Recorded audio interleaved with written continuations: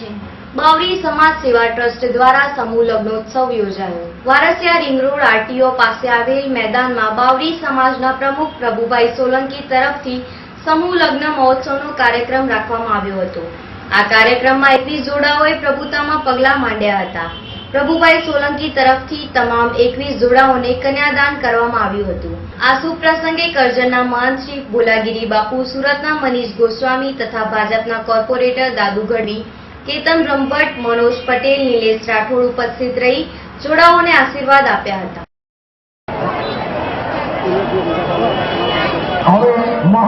जो ये प्रसंग किया है कन्याओं का, कन्यादान का प्रभु ने ये पहले हुआ है और ये होता रहेगा हमेशा। और कन्याओं का मेरा आशीर्वाद है कि बेटा अपने अपने घर जाओ, आनंद से रहो, भजन करो और मैं समाज के साथ हूँ।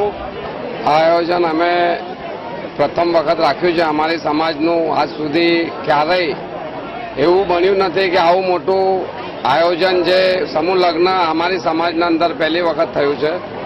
તો એના માટે બધા જ અમારી સમાજ લોકોનો સહકાર મળ્યો છે ને ગુરુજી, અમારા જે બાપજી છે ને બધા મિત્રો છે આવેલા, એમના તરફથી પણ ઘણો સહકાર મળ્યો છે।